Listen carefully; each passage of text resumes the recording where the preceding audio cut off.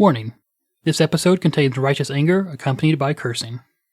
Welcome to Your Music Saved Us, where two friends blast ourselves into the past to relive and recontextualize the alternative Christian music we grew up listening to in the 1990s.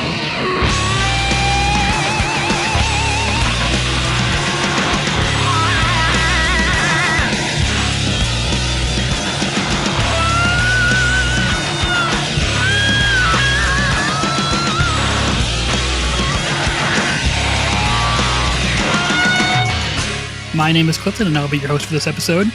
Joining me to weave a tale for us is a man who has lived his entire life in a moonlit room with no happy endings. Jay, how are you today?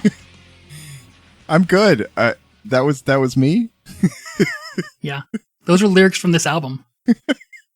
A moonlit room with no happy endings. Okay. Yeah.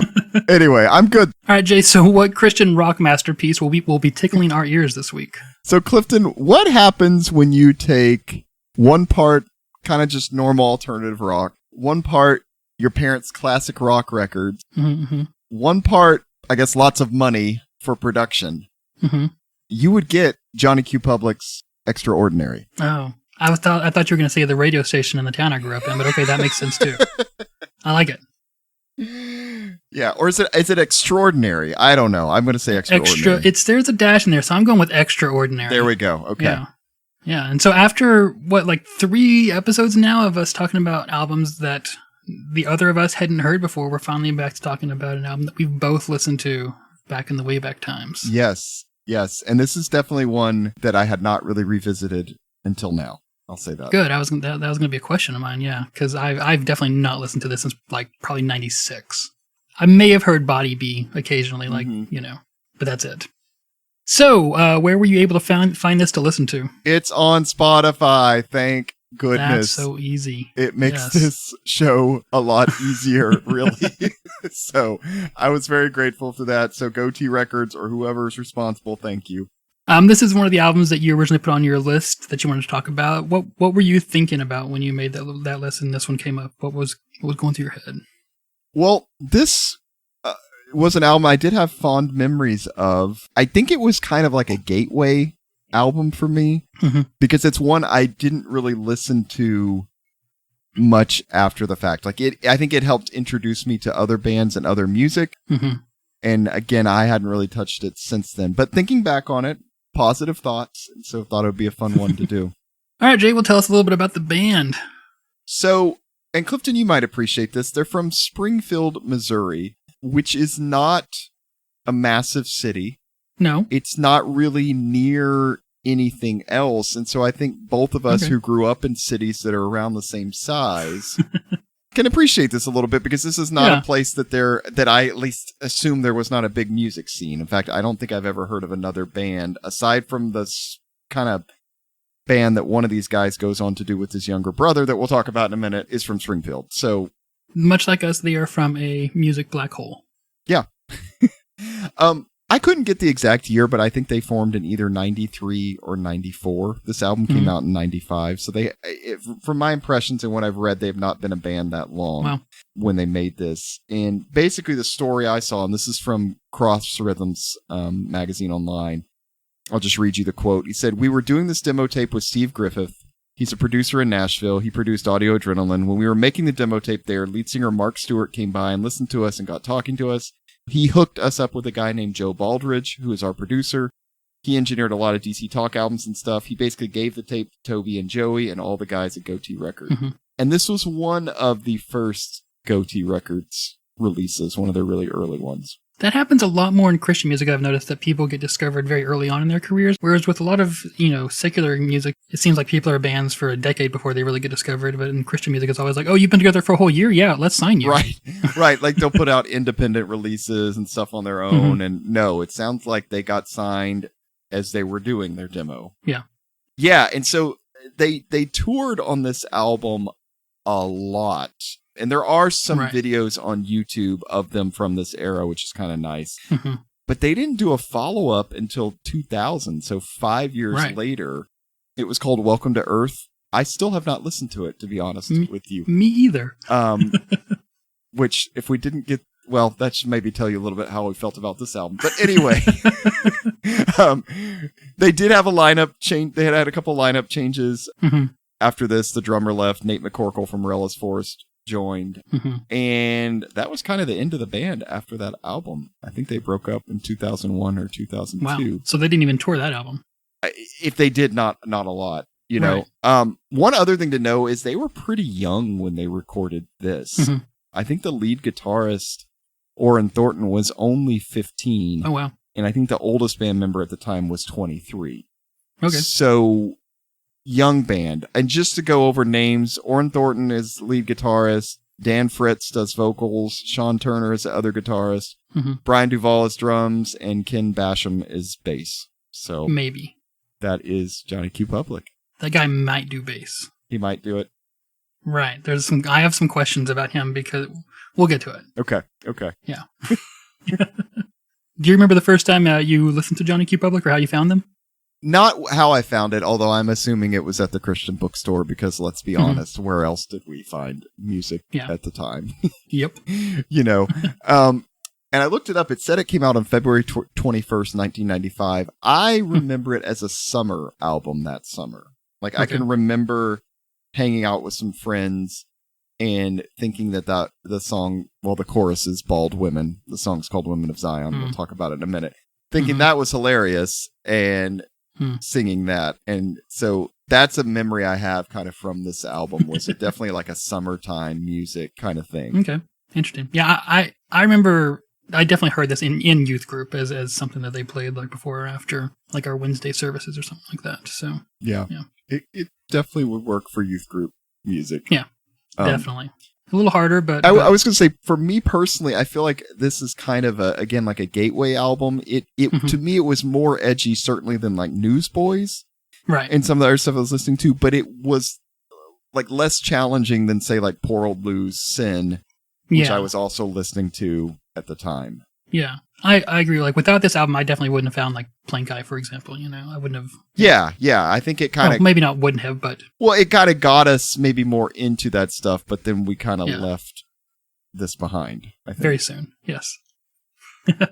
So what did 14-year-old Jay think of this? Did it... you said it's kind of a gateway album. Did it play any other role in your life as far as shaping your music tastes? I think I felt...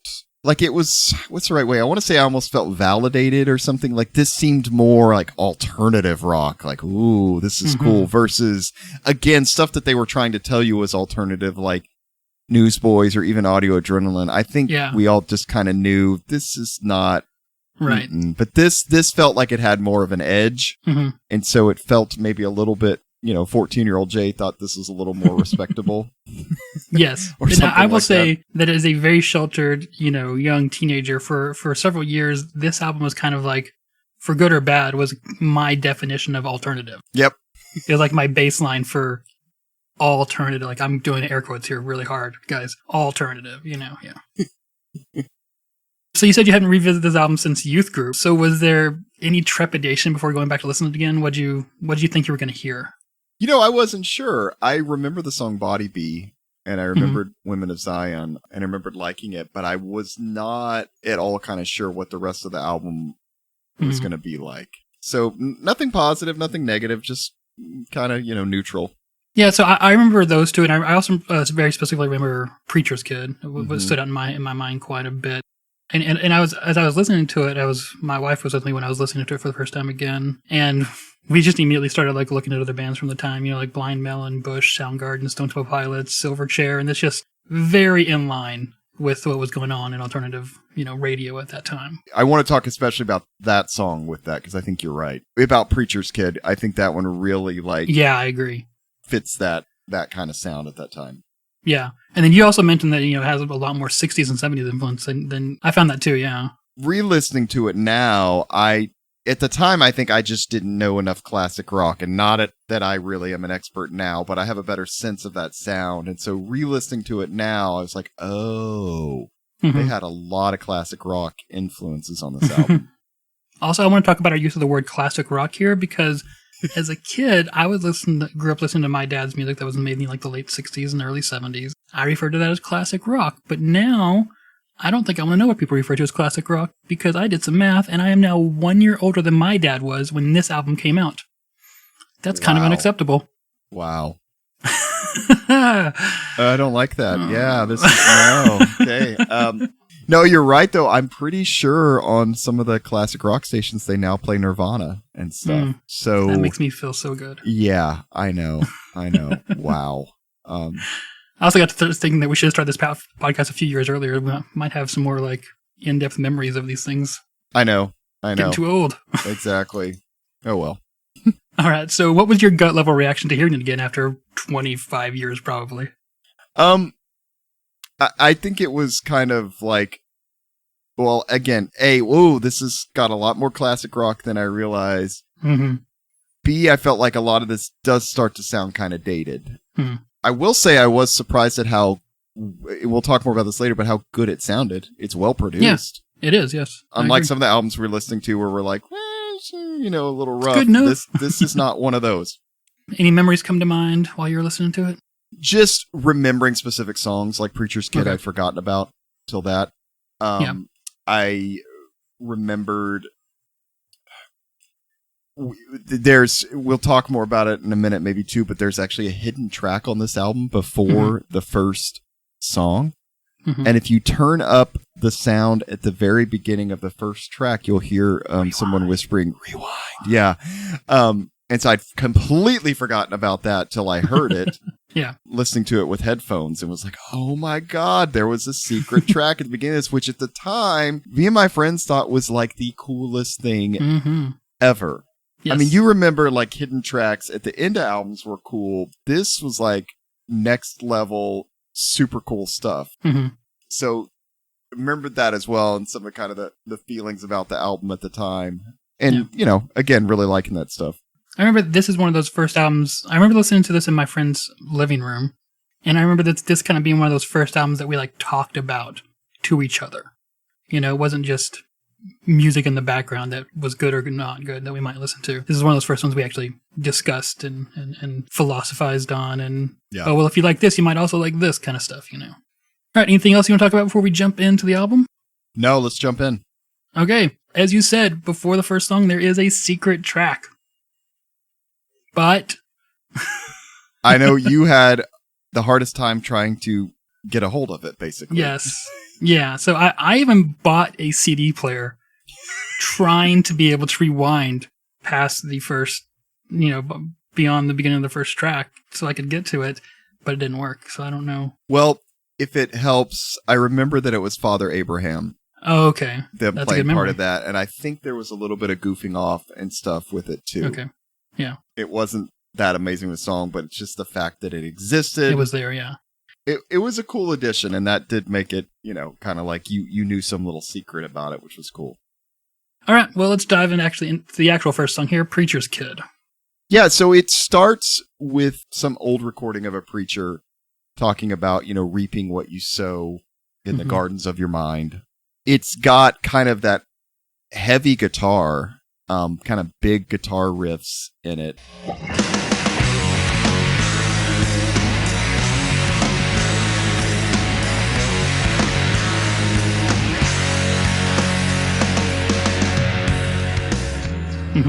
And I think on this song more than most, Dan's voice is pretty like, I don't know a better way to say it, but like grungy.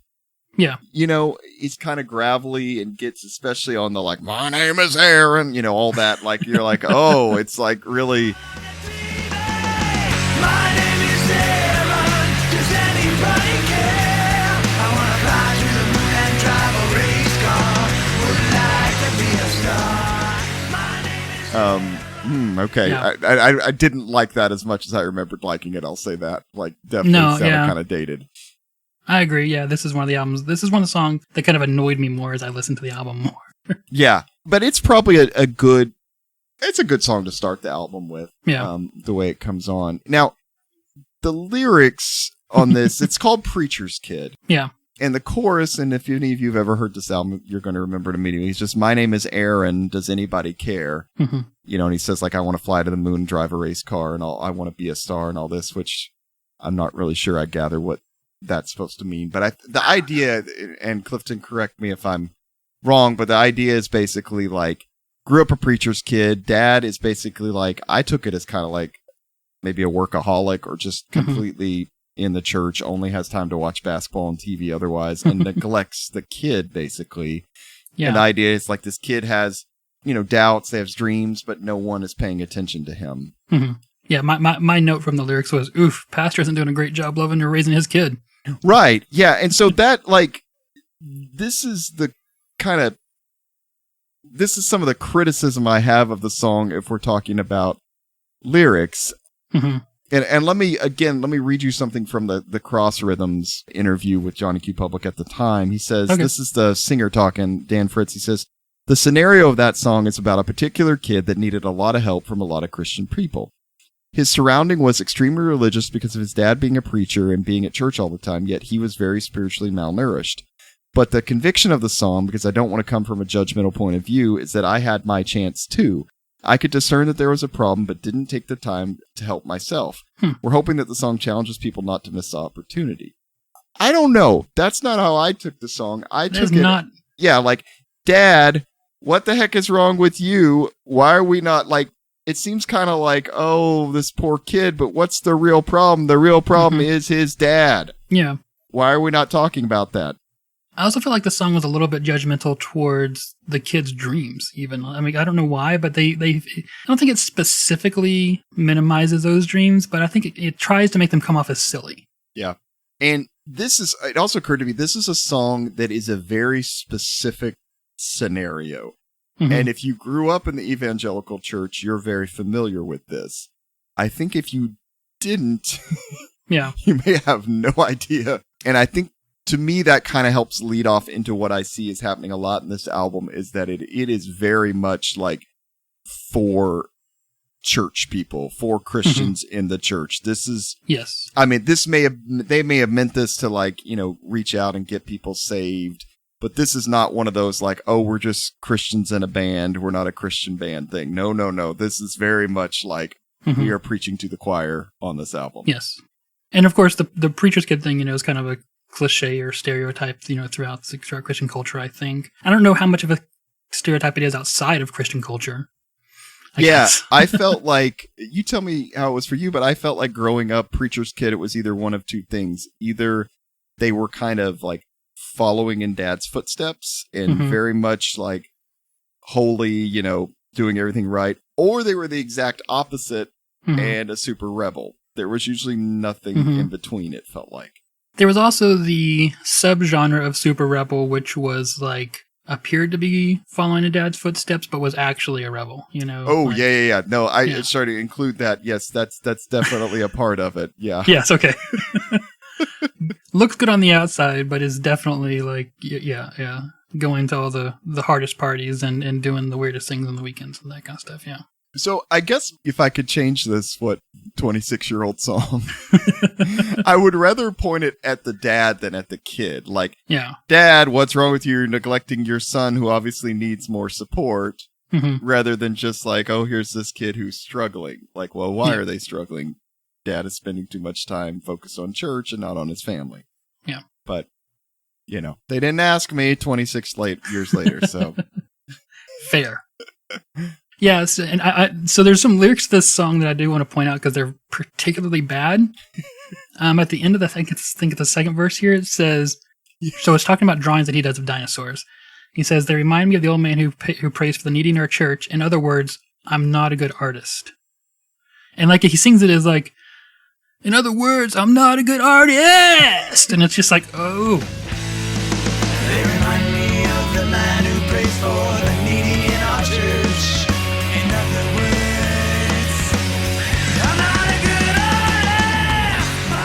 Like, you didn't have to force that. That's just, was it laziness? Was it just, did you run out of time? I don't know. It's just. Well, and the lyrics on this album, like, it wasn't just Dan Fritz writing them all, and let me look at the credits for that one. Nope. Words by Dan Fritz. Okay, I take that back. Yeah. But a lot of these, it's more than one person. I agree with you. It is kind of fun. It's almost like a little snarky thing he threw in there. Yeah, not the best. Yeah. All right, you want to go on to Body B? Yeah. And I think this is the single of the album. And in my opinion, it is by far the best song on the album. Like, to me, it's super clear why they made it the single. It's got a really nice sound. It's catchy. I think the kind of the lead guitar part it actually is part of the melody, too. Mm-hmm. It's kind of what you remember. It's really nice.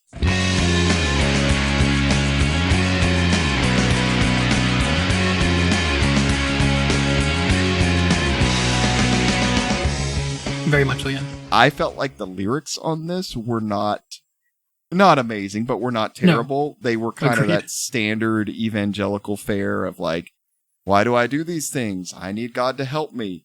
Mm-hmm. It at least how I took it. But they weren't so in your face kind of bad that you listen to it now and are like, Like, I'll be honest, I still think this is a pretty good song. I would listen to this song now. Mm-hmm. No, I agree. Yeah, this is the one thing I've definitely revisited in 25 years, and just because I've seen like, oh, hey, there's a video of it on YouTube, and I didn't see the video back in the day, so I watched the video, and it's pretty good, yeah. And it has that, you mentioned it has this kind of like melodic guitar that it's basically the chorus, that starts off the song, and it's really good. I mean, and it's I don't think it's their typical guitar sound. I think you could like that same melody that is in that opening guitar it could easily be in Plank Eye or Joe Christmas, but with a different voicing to the guitar, because it still has something about it. Still has a definite like Stone Temple Pilots or Bush type thing to it, but it's very catchy and the vocals on this are really good. In fact, I took all the vocals out and listened to this album without the vocals, and this is a particularly boring song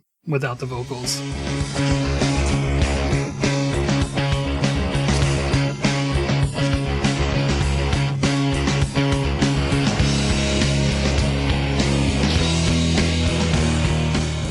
Interesting. Okay.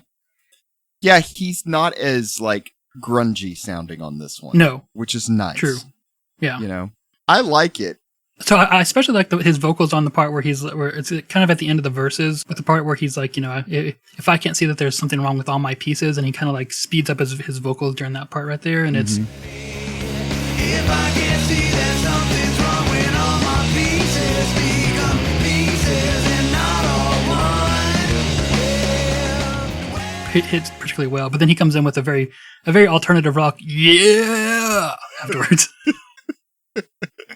Okay, and let's talk about the bridge with kind of the.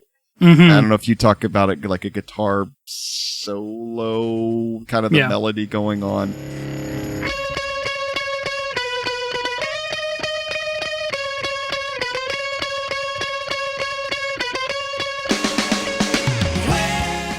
That's not in the credits, but that's not theirs. Wait, what? Yeah, I know. So are you ready for the? I'll have two things that I want to play. Okay.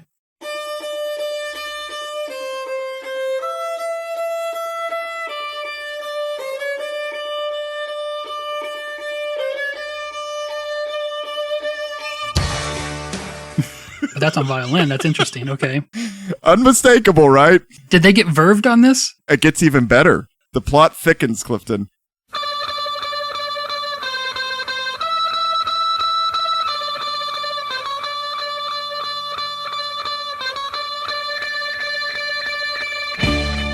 On Body B, Johnny Q. Public basically just stole that complete bridge part from first Camper Van Beethoven, a song called Pictures of Matchstick Men that was out in 1989, except Pictures of Matchstick Men was a cover song they did from a band called Status Quo that originally put it out in 1968. And Johnny Q. Public, you gave no credit to either one of those in this album. They didn't get sued on this? I'm kind of surprised, but nothing. Wow, I've seen people get sued over way less. Yeah, wow, for real, right? Okay. And is a direct ripoff, yes. Yeah, and it's not just that part in the bridge though, because even the chorus part and the kind of riff that opens the song is kind of a takeoff of that as well. Now, I'll be honest, it works really well in the song. It does. I like the way it sounds. It's really catchy, but it was one of those things where you keep hearing, you're like, have I heard that somewhere before? Is that really Johnny Q. Public, Yeah. Indeed. I don't know if that makes you like the song more or less now, but they're going way back Yeah. and pulling that out. So who knows which member of the band knew that, or if it was a producer or what. But Yeah. Or they meant to do it or not. Yeah. It's. I mean, sometimes you just play something and you're like, that sounds familiar. Why? I can't think of what it is. I must have written it, you know? Yeah. But still, yeah. Yeah. Okay. So, I know. Because this song got played on MTV. This got played on MTV. We'll talk about that a little bit more when we get to the video, I guess. But this had MTV airplay. So this was actually a little bit of a success in the secular market. Yeah, it was on MTV 120 Minutes. And Clifton, if you read anything about the band, that's mentioned there. Did you know they were on MTV 120 Minutes? It's like, I did, because I read one thing about the band. Seriously, Google Johnny Q Public Body B, and I promise you that will come up in some blurb somewhere. I think they were very proud of that. But anyway. Yeah. And, you know, while we see, I think, the very Christian meaning of these lyrics, which I want to get to, not yet, but, you know, I do think that just the line, which is the main line that you can understand, honestly, in the song, which is, you know, where would my body be? I think it is a kind of a classic, weird line that just gets stuck in your head, kind of like, you know, where is my mind or something like that. It's just one of these weird things that's vague enough to sound really good in a song, you know, so.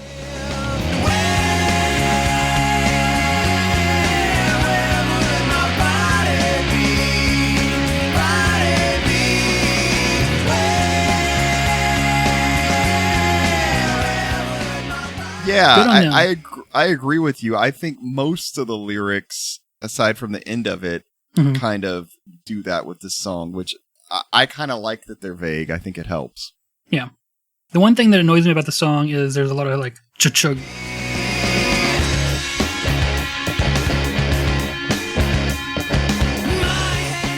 Chug guitar parts, and that's just ugh. Yeah. I mean, I think within 30 minutes of hearing my first song like that as a 14-year-old, I probably was allergic to it for the rest of my life. It's just, I don't know. Don't like the big chunky guitars? No. God, if I listen to one more chug, I'm gonna, okay.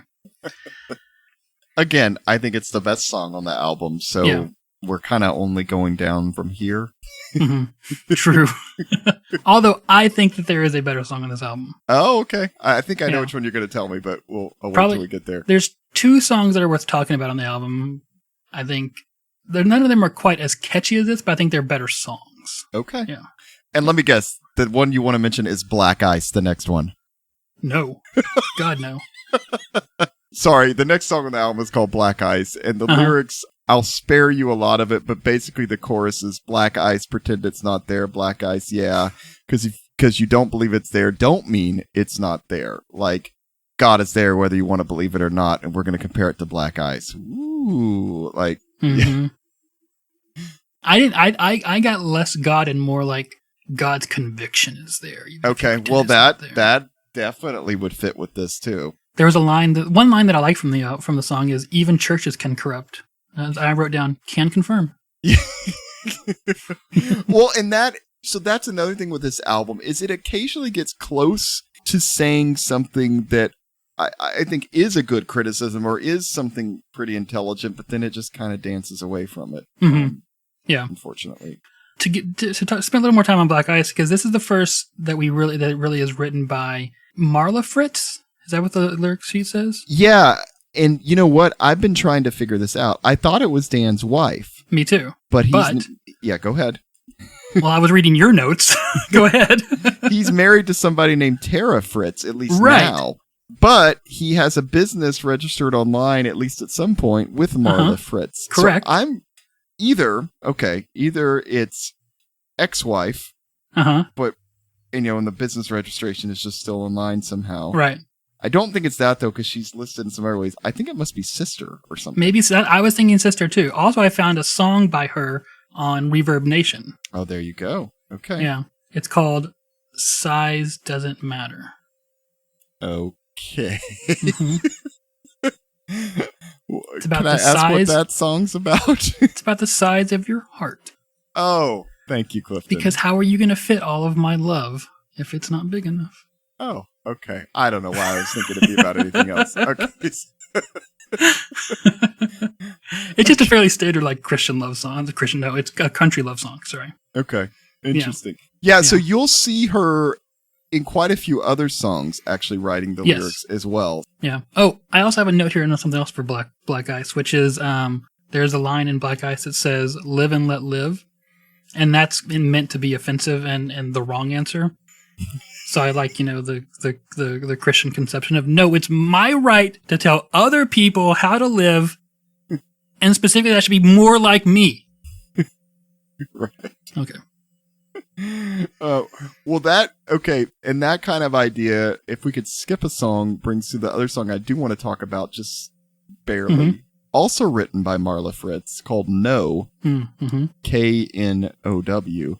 It's similar themes, because the chorus is kind of, you see the truth, it's there, but do we really want it anymore? And then he says, there's no black, there's no white, there's no pro, there's no choice. Mm-hmm. The truth is truth, the truth is truth. Yeah. Which I wrote down, the truth is true. Note to self. So I don't know why they're saying there's no black, there's no white, because that usually this type of stuff is very black and white. Mm-hmm. There's only black and white, right? Right. I thought there's no gray.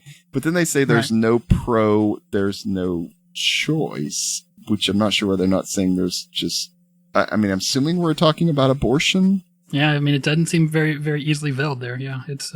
But I don't know why we're saying there's no pro-choice. Yeah, I don't know. But I will say, I think, as far as our podcast goes, this may just be the second time we've had a direct mention of abortion. The first one, I think, surprisingly, was Blaster the Rocket Boy. That's true, yes. I'm surprised we don't see it more, but maybe it's one of those things that's just in the culture at the time, but it's not actually in songs. Yeah, when you're preaching to the choir, I don't know that there was really a lot of need to be like, also don't have an abortion, guys. Yeah, and I guess you're right. Maybe there was, though. No, you bring up a good point when you're preaching to the choir, because it's one of those things that you can say and people are like, oh, yeah. Mm-hmm. I know, I'm on. Yeah, I understand. Yeah. I'm with you. And that's all you needed to do. Yeah. There's another line in No that is, where there's life, there's hope.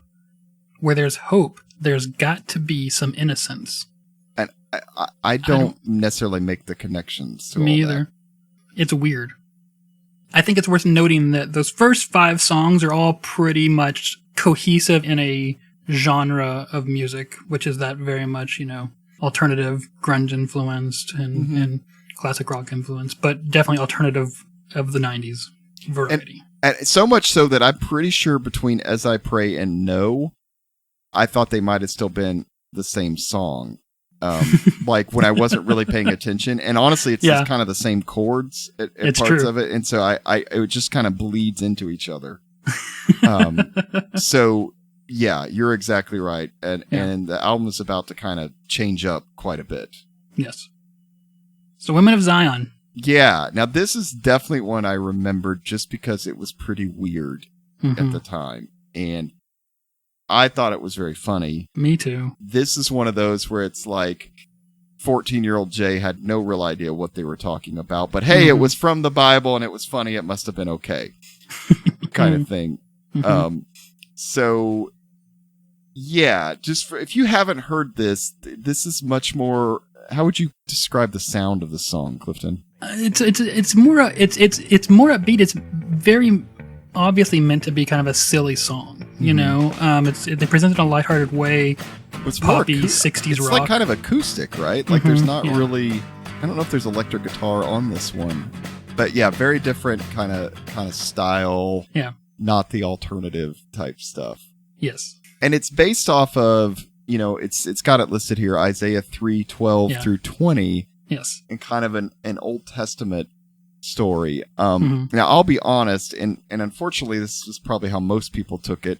Younger teenage Jay was not going to his Bible, was not looking up this story, was more just like, oh, bald women, and just kept singing that, and you're that was bald fun, and because that was you're bald. Right, exactly. Oh, and should have been humble, which, now granted, I know they took this from a Bible story, but it is interesting to me, again, that like the song on this album where we're kind of passing judgment is, again, men passing judgment on women, which seems to be a very strong theme that we're noticing in all these albums, which is a little bit scary. But anyway, Clifton, I peeked at your notes and I noticed you really dove into this. So help us out with this. Tell us what's going on. Yeah, I ended up with several pages of notes on this because I took a deep dive into it. So my first thing was, so to be blunt, this song is offensive. The next thing that got me was that the lyrics and music are credited to the Sod Brothers.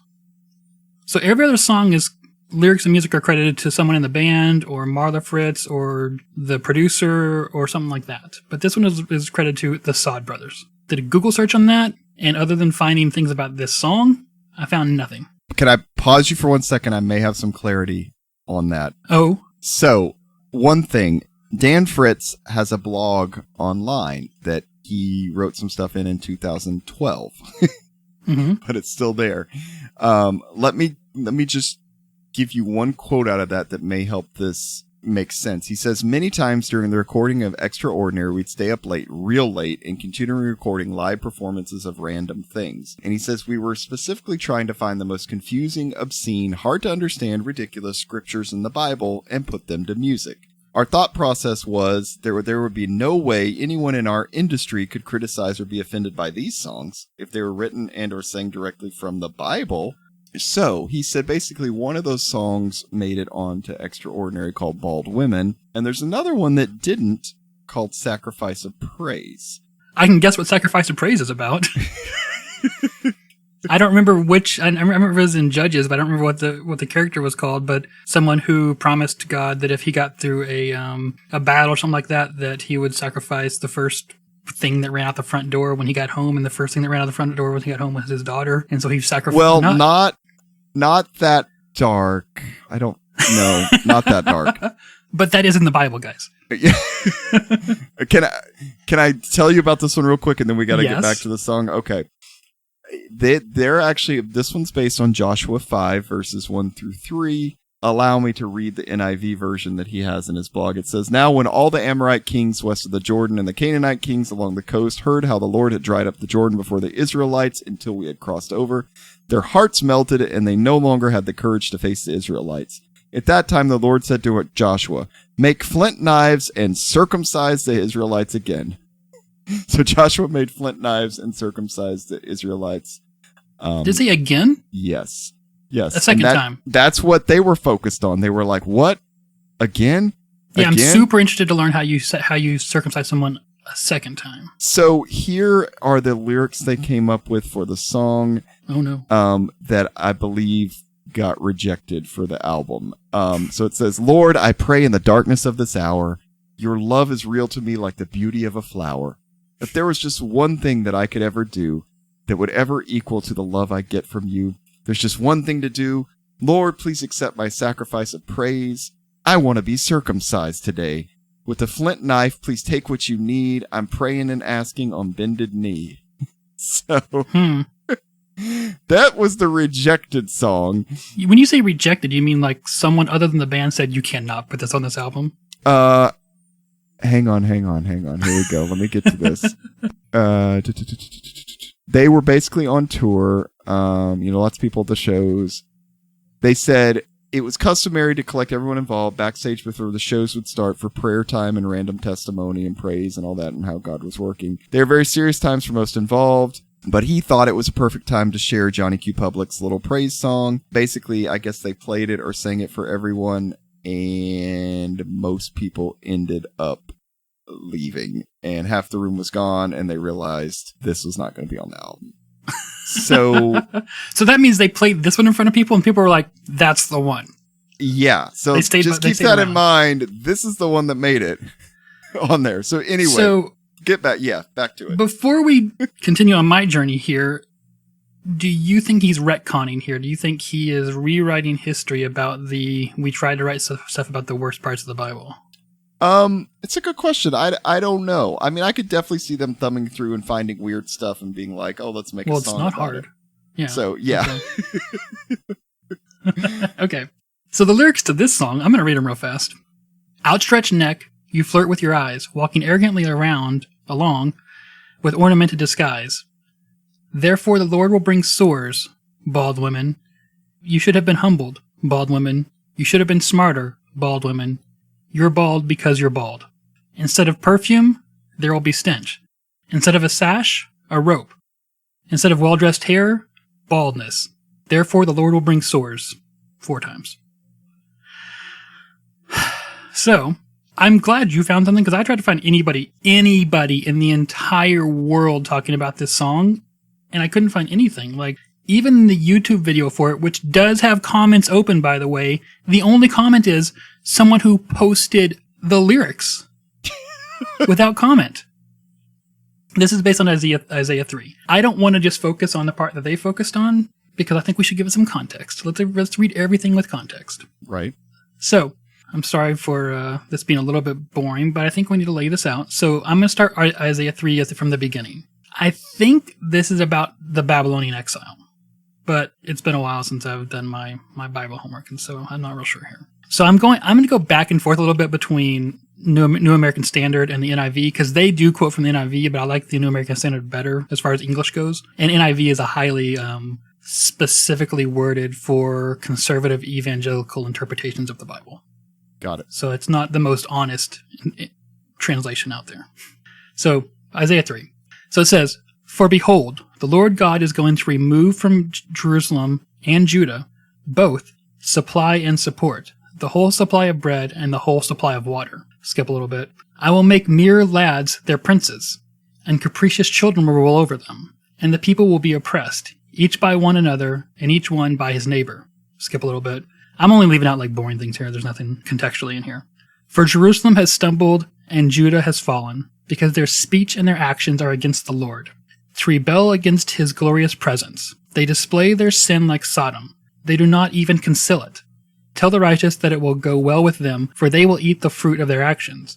Woe to the wicked, it will go badly with him, for what he deserves will be done to him. O my people, their oppressors are children, and women rule over them." I think that's bad, by the way, that women rule over them. "What do you mean by crushing my people and grinding the face of the poor, declares the Lord. Moreover, the Lord said, because the daughters of Zion are proud and walk with heads high and seductive eyes, and go along with menacing steps, and twinkle the bangles on their feet," which I think are like bells, like anklet things. And so now I'm going to switch over to the NIV. "Instead of fragrance, so there will be stench. Instead of a sash, a rope. Instead of well-dressed hair, baldness. Instead of fine clothing, sackcloth. Instead of beauty, branding." That's the end of chapter 3, but I want to continue on to chapter 4 a little bit. So this is the first verse of chapter 4. "For 7 women will hold 1 man in that day, saying, we will eat our own bread and wear our own clothes, and let us be called by your name. Take away our reproach. In that day the branch of the Lord will be beautiful and glorious, and the fruit of the earth will be the pride and the adornment of the survivors of Israel." So, I want to read that last verse there for this part of chapter 4, because this is continuous, obviously. There's no chapters in the original writing of this. And that part in chapter 4 is very obviously metaphor. You know, I don't think that he's saying there's going to be an actual 7 women who take hold of 1 man and say, we will eat our own bread and wear our own clothing. Let us be called by your name. Take away our reproach. That's obviously metaphor. There's every reason to believe that everything before this was metaphor as well. And typically in the prophecies here that God does talk about what he's going to do to Israel in metaphor, right? Right. There's no reason to take anything that we just read about the actions of those women as literal. Wait, really? Come on, Clifton. Right, Come I know. on. I'm such a fuddy-duddy. The Bible is the literal word of God, Clifton. Yes. Now, we can take meaning from the fact that the prophet obviously does mean that depiction is negative, and it's going to be understood as negative. So we'll take that as context clues. So first off, if you take the song at its word and go along with it, why is it so flippant? You know, this is obviously not meant to be flippant. That's my first question. What you told me about them writing these songs late at night, that makes some sense of it. But I don't know. Let's sing a silly song about how women should be punished. Oh, yeah, that's really silly and funny. Women aren't real, so we couldn't possibly be any negative side effects of this song, right? Yeah.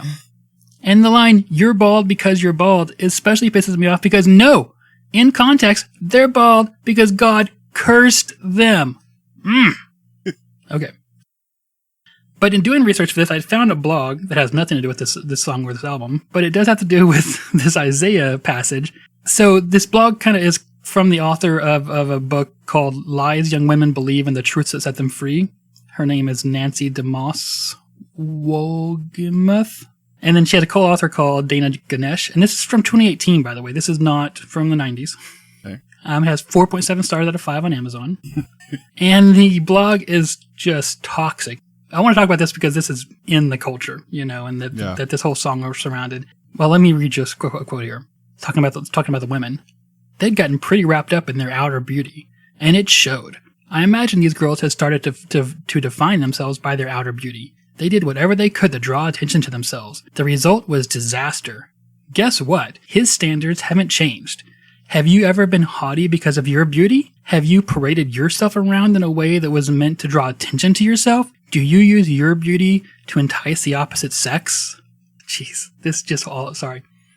So there's a quote from someone else who emailed this woman about her, well, when she asked that question, someone emailed her this, I guess, from picking up what was going on in context here. She said, I'm 23 and was raised in a Christian home where modesty was taught. It wasn't until my college years that I began to realize how attractive men found my 5'9", 98-pound body.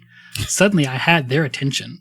I work with the youth at my church, and my pastor's wife has mentioned to me on several occasions that my skirts are too short or my shirts cut too low. But I always retaliated by saying, I'm not going to dress like my grandma, and if a guy can't look at me without thinking about sex, that's his problem. And then the blog goes on to respond to that by saying, been there? Thought that? Me too. Many times the ways I've dressed as a single woman and as a married woman have flown in the face of a man's attempt to live in holiness before God, and if he's married, in faithfulness to his wife. How that grieves me as I've become more aware of how fragile men are in this area. Wow. Yeah. So I want to say first off, yes, if you can't look at a woman without sexualizing her, fellow men, that's your fucking fault. Fuck. But you are so right. This was such a thing in the church at the time, right? Like, yeah. Women, you got to dress modestly. You don't want to cause them to stumble, rather than stop looking at them and thinking the wrong thing, Mm-hmm. Yeah. It's always the women's fault. Right. Yeah, and I mean, it's just completely toxic, that the responsibility moves onto the actions of men onto women who have no control over those people's actions, obviously, And it really becomes a big deal because this part of Christian culture seeps into our regular culture, and that, it's the exact thinking that causes injustices. So someone I know was sexually assaulted by a friend of hers and, went to court. The guy got convicted by a jury, and then the guy appealed it, and there was literally a 98-year-old guy on the bench, and the only questions he asked during the appeal of my friend was, what were you wearing? How late at night was it? Things like that. And basically just you asked for it, and they vacated the guy's conviction. Found him not guilty. Mm-hmm. This is rape culture. It's this. This is the roots of rape culture. So fuck you, Johnny Q. Public. Fuck you. God. Think about what you're doing before you put silly gut fuck. Okay. Woo! That went somewhere I was not expecting it to go. But yeah. Yeah. But I mean, this gets at a bigger thing though, right? Like, not just the rape culture, but kind of picking verses out of their context. Yes. Because it's fun or something, rather than looking at the bigger picture and seeing what was really being said. Right. But plus, again, we've got the whole, men telling women what to do, which is goodness, that's I'm starting to just expect it in every album now that we're listening to. Yes. Yeah, and I don't think either one of us thought that would be the thing we'd be spending so much time talking about when we ran into these, but yeah. Or to hear a rape culture anthem on an album that we were listening to, honestly, so I don't know. Yes, true. Well, you brought up a good point. The album really switches kind of sound at this point as well. You've got Women of Zion, and then the next song is Reader's Digest. Yes. Which is actually a song by Larry Norman from 1973, Which really, honestly, kind of made me think I should listen to Larry Norman a little bit. Like, it's the lyrics are pretty good. Like, I was impressed. Like, it's not a bad song, but it's busy. Like, it's got a lot going on. It's got a lot of instruments in it, and it's again a very different sound than we had earlier in the album. True. Alice is a drag queen, boy, somewhere in between. Other bands are looking mean. Me, I'm trying to stay clean. I don't take the radio. I hate what the charts bid. Rock and roll may not be dead, but it's getting sick. All over the world, this jockey's talking sane. And every time I play is like I wonder why I can't. No, but that is a doing of Johnny Q. Public. That the busyness of this song was not, because I did go back and listen to Larry Norman's song, and his song is not busy. In fact, this song is not just a cover of Larry Norman. Larry Norman's song is kind of a blatant ripoff / follow-up to, that's what he says at least, Bob Dylan's 1965 Subterranean Homesick Blues. Right. Yeah. Right. And if you remember that song, it's a very fast, very, very, like, it's also one of the first quote unquote music videos where Bob Dylan sits there with cards that have some of the lyrics on them, and he kind of just goes through them really fast, and it's just, shotgun vocals yeah. They freshen this up a little bit with some of the lyrics, right? They kind of bring it up to the 90s at a couple of parts with, River took an overdose, Kurt followed so close. Which was originally Jimmy took an overdose, Janice followed so close. Yeah. And I assume River there is referencing River Phoenix? Yes, I think so. Which they couldn't find two musicians because then the song was supposed to be about rock and roll. So maybe things aren't as bad. I found funny the lyrics that they didn't update as well as the lyrics they did update. There's one other good one that they did update that I actually really liked. Okay. So the original lyric was, "It's 1973, I wonder who we're going to see." And they update that to, "It's 1994, Teen Spirit has become a bore." That's good. That was kind of clever. Yeah, I like that. They also update, in the original song, it said China's going to beat us. In this song, they changed it to Japan is going to beat us. Interesting, which I think it would now be back to China's going to beat us. Yeah, but remember, in the late 80s and early 90s, there was a big thing about, Japan's economy was advancing really fast. And if you remember back to, like, is it the second? Yeah, the second Back to the Future, where they go to the future, and Marty's boss is a Japanese guy, and like that was their whole thing at the time, was this conception that Japan was going to take over the world because they were just growing so fast. Yeah, man. Super Nintendo. Sega Genesis, everything in the 90s. It's all Japan. Exactly, yeah. But then they didn't update the one about Alice Cooper being a drag queen and Bowie. So it's Alice Cooper's a drag queen, or Alice is a drag queen, Bowie somewhere in between. I assume it's about Alice Cooper. But yeah. They didn't update the Rolling Stones, but they updated from Our Millionaires to Our Trillionaires. Just, if you haven't heard this song, there's a lot going on in it. There's accordion. I'm looking at the credits. Congas, bongos, some instrument I don't even know what it is. There's an egg shaker. I mean, we got they definitely have fun with redoing this song. Got all going on. And I think I'm noticing what you're saying. For a band that has a bass player, I'm looking at the credits. Well, don't ruin it. Don't ruin it. Sorry. Let's get back to it later. Don't ruin it. Okay. All right. I think we're coming up on perhaps the song you thought was a better song than Body Bee. Do you want to talk about, what was the next one you wanted to do? Big Top? Yeah, well, first off, though, Secret Trees and Violet come after that. Secret Trees, I think, is one of the two songs I was going to mention. I think it's a really good song. I don't have a lot to say about it, but we're kind of back to that 90s influence alternative again. I know a secret. I know a secret. Yeah. That you think that I don't know. I don't know what that is. Yeah.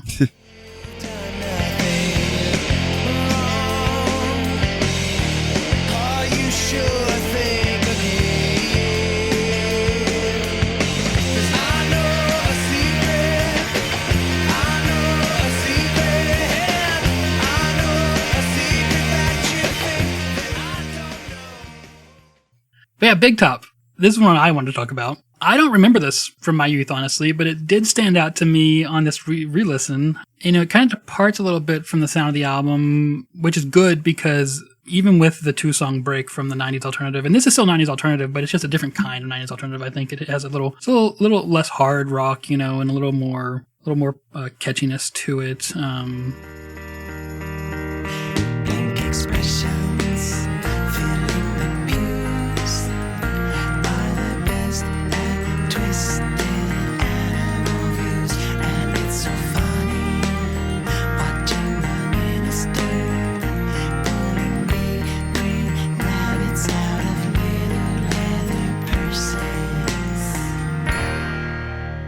Yeah, it's a lot more kind of like chill type Yeah. song. I think probably the reason I don't remember it, I was like, skip.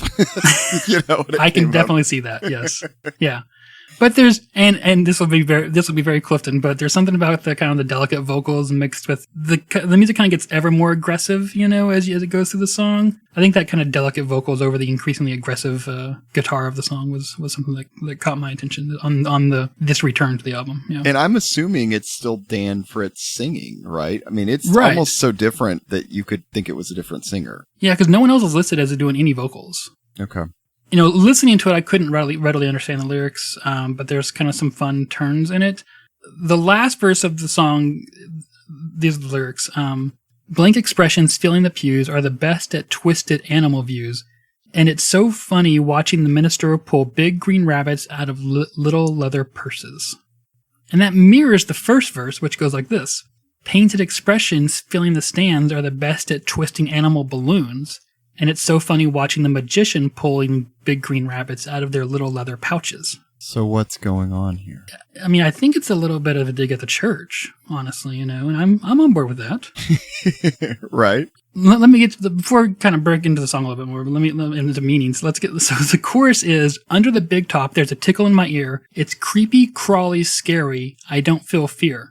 Under the big top, you've got a home if they can fill the seats and pay the loan. So, Jay, when we did the Newsboys album, you didn't watch the movie that was associated with the circus theme song on that album, but I did. And that is the exact plot of that movie. So they stole it from Johnny Q. Public? Maybe. And it's also, the movie is also called, guess what the movie's called? It's like Under the Big Top, right? Yes. Now that came out after this. The next year. Uh-huh. Mm-hmm. I know. But I like the whole, third verse mirroring the first verse thing here, and it's kind of cynical, Like I said, I'm kind of fully on board with comparing ministers to pulling things out of their purses with magicians doing magic tricks. I like that. I appreciate your thinking into the song. It's made me appreciate it a little bit more. Definitely re-listen to the song, everybody. It's a fun song, and the lyrics come off as very quirky and insightful at the same time. I think we're gonna skip a couple of songs. Well, I want to at least mention why. Why? So, this is kind of a more aggressive, like punk influence song on the album, and so it has kind of the distorted vocals that was very 90s. And then, like the second I heard it, I was like, "Ooh, it's 1990s again."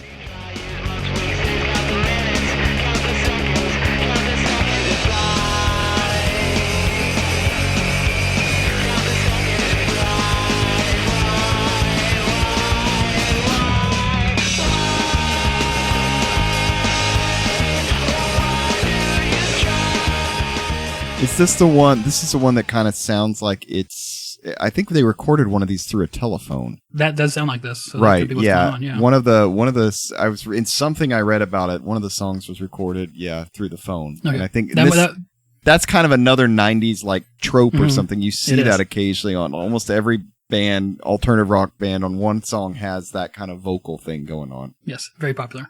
You want to talk about Scream or Serve Somebody?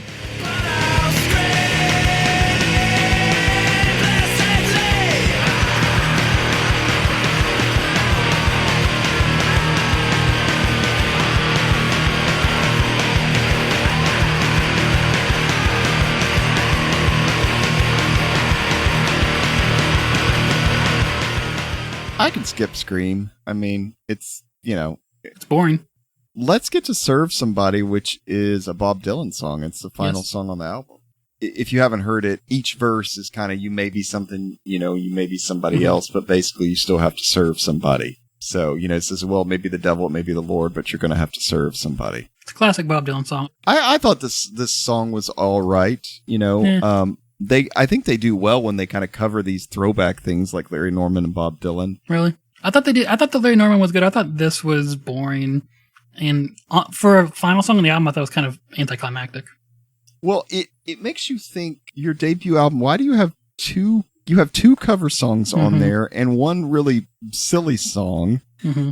And yet the album is 13 songs long. Why not just have 10 straight songs? Yeah, it's like it's 54 minutes long. There's no reason for matter of fact.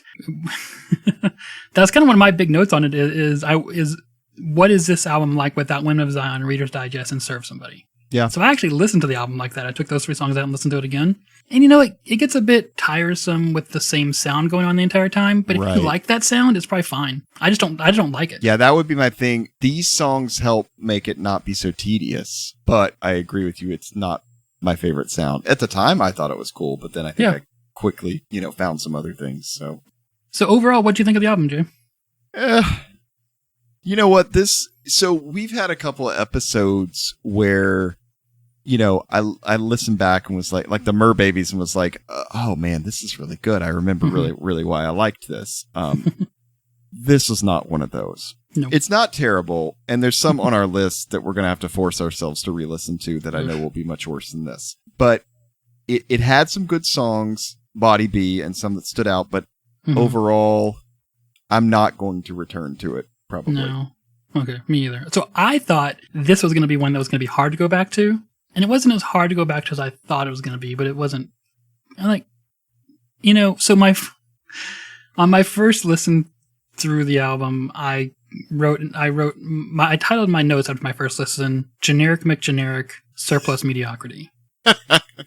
Now, not to say that there isn't some talent on this in places, but yeah, I see what you're saying. And I also wrote that Johnny Q. Public embodies all the worst instincts of 90s alternative rock. And I was going to say that's not fair, but it is. But also, some of the songs kind of grew on me on multiple listens. Big Top and Why stood out as songs that I think I missed them, when I was young, and I enjoyed them now. Yeah. Black Ice and Secret Trees had something charming to them that I don't think I realized when I was a kid. But then also, like Scream and Serve Somebody and Preacher's Kid, they annoyed me the more I listened to it. You're right. Preacher's Kid, I definitely remembered liking a lot more when I was younger, and thinking it was a lot more clever than it really is. Let me run this by you, because I want to see your thoughts on this. I felt like this album was kind of designed or engineered to purposefully target young teens. And not older teens, young teens. I know there's nothing in the making of the album that points to that, but listening to it, it sounds like that. It's very produced. The vocals are up front. Yeah, I could see that. And as you said, this is, one of the first releases by Goatee Records.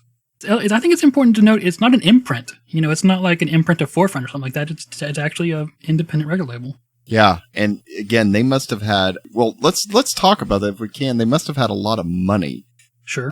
Because I imagine Toby Mac made a lot of money in DC Talk. The recording on this, it's clear. Well, by all the cover songs and then like the busyness of some of these songs, it's clear that they had money to put into the recording. Like they spent time on this. Who knows how long they were in the studio doing this, but looking at the number of places they recorded, I would imagine some time. Yeah, I was going to mention that too. They recorded multiple places. They got it mixed and mastered at different places. It was mastered all the way out in San Francisco. They recorded it mostly in Nashville. Like it definitely, they spent some time on this. There's all kinds of extra musicians on here. Nashville is a pretty easy place to find extra musicians. True, true, but you still got to pay them. You do. And so they definitely spent some money on this.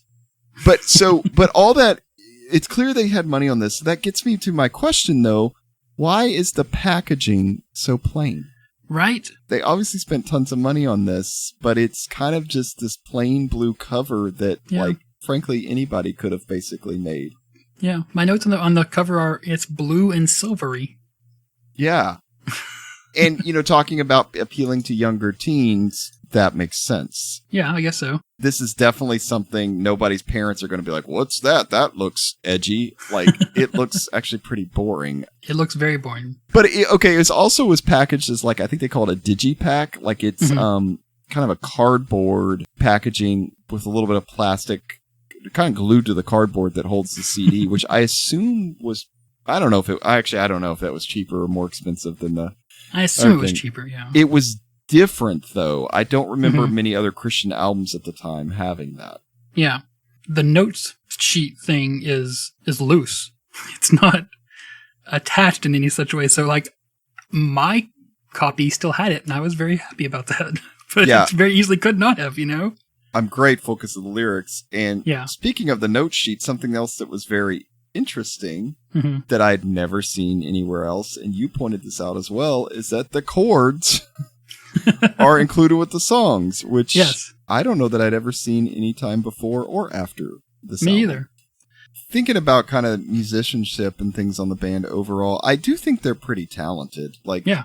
you know, at every level. I mean, I think that lead guitarist, what was he, 15 at the time? Mhm. I mean, he's skilled. Yeah, that's pretty impressive. I agree. 15-year-old playing a lot of this stuff. You know, I think Dan Fritz's vocals, Mhm. he's got a lot of range and talent. Yeah. I like it when he doesn't get so, like, kind of grungy and stuff. I assume he's one of the older people in the band now. Yeah, I think he is. And Okay. as far as bass and drums and other guitar, I guess they're good. They don't really stand out to me, but that's not always a bad thing. Let's talk about the bass here. So you noticed this a second ago. Yep. So there's credit for a bassist in the band, but every single song has an additional musician playing bass.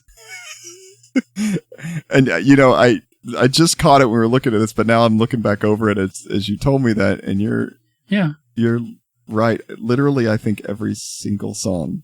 Mm-hmm. Also, you mentioned that there was one change in membership to the band after this, but that's not true. There was another change. The bassist left. But was he ever there? I don't know. Mystery bassist. Maybe not a real person. I don't know. Interesting. Yeah. Also, Dakota Motor Company is thanked in the packaging. And another band, Hoi Polloi, that Yep. we haven't really talked about, but from there, yeah, they also thank some kind of, you know, members of DC Talk. And then there's a random note that says, dig, be dug, and above all, peace on your head. There you go. Mm-hmm. One other thing to point out, their fan club address on there, I Google mapped that and checked out the street view, Of course you did. and it is definitely the suburbs. Like, not a nice house, Yeah. honestly, but like smack dab in the middle of the suburbs. Nice. So I don't know what I was expecting in Springfield, Missouri, but they're definitely rocking the suburbs on this. Cool. Their booking agent, and this kind of gets us to something else, but their booking agent is Angie Turner, which was Sean, the other guitarist's sister, Mm-hmm. who ended up marrying Orrin Thornton, the lead guitarist, and she had kind of a second life or Yeah. side thing as Miss Angie, Yeah. the Christian artist who I've never listened to, but I remember seeing, and she had 2 albums. I Is have that? both of them here. Well, sadly, she is no longer married to Orrin Thornton, I found out Oh. doing my research, but I don't know, you can call the number that's in the lyric book and maybe talk to her or book this band. It's funny that they did that I back doubt then, it. right? We can't Yeah. imagine that now. But No yeah. one would do that these days. Lots of phone email numbers and address and personal- maybe. Right, like personal home addresses and phone numbers, but there you go. Yes. Well, since you already spoiled some of it, tell us about where the band is now.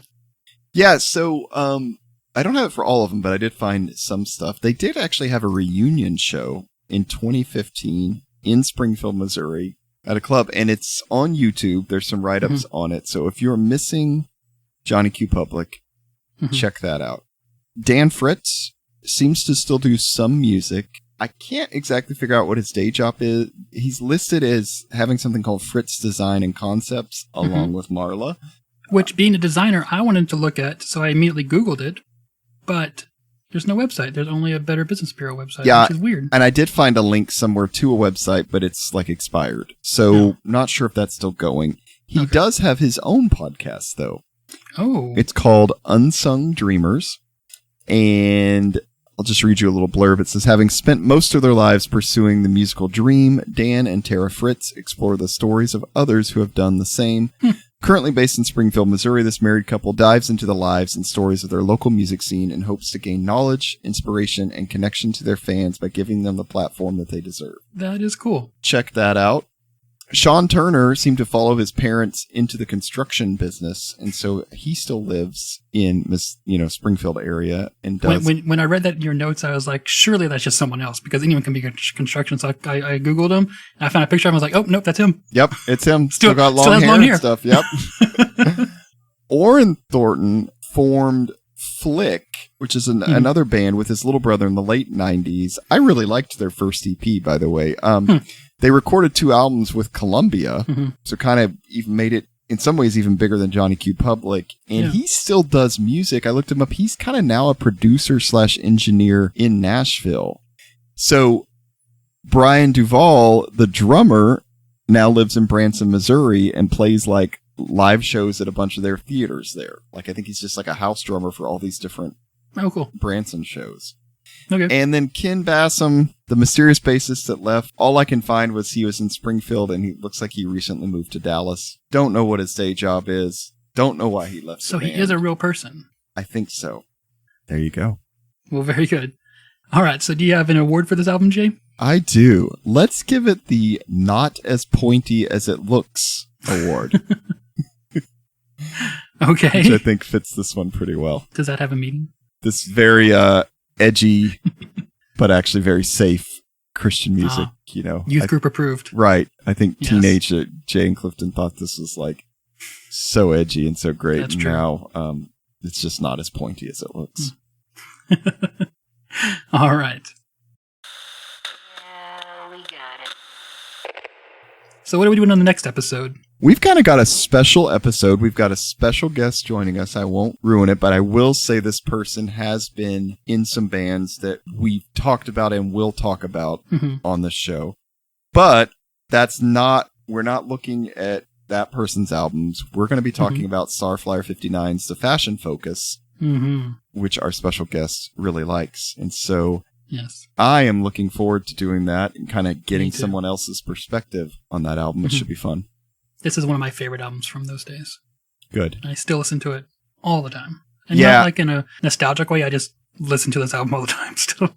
I think, and I'm sure we'll talk about it then, but I think Starflyer is one of those bands that their stuff just really holds up, you know? Yep.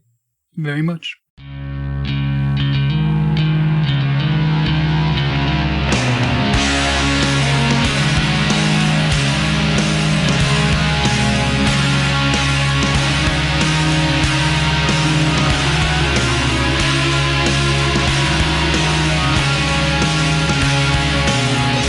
Thank you for joining us for another episode of Your Music Saved Us. If you enjoyed your time with us, please leave us a review or share this episode on the social media of your choice, where you can probably follow us at Your Music Saved Us, or email us at yourmusicsavedus@gmail.com.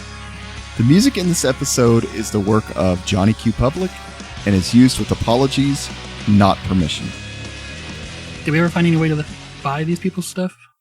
I don't know. It's a good question. Can you just still buy it? I mean, looks like you can still buy it on Amazon. Yep, right there. $15.95. Still in Jeez. print. That's too much. That's actually one difference now, right? Is you look at the cost of albums and you're like, man, is that how much I was shelling out all the time? And money was worth more back then, yes. Yeah, exactly. Still $16 at the time, yeah. Maybe $14 at the time, you know. Man. But not less than 12 usually. And you couldn't always hear it ahead of time, so sometimes you shelled out $15 for something that sucked. And that was like 2 weeks of not eating lunch and saving lunch money, so that was rough. Yep. This Cross Rhythm site still... Oh my god, it still has them. This Cross Rhythm site has MP3s. What? From, like little sample MP3s from Johnny Q. Public. It's kind of amazing.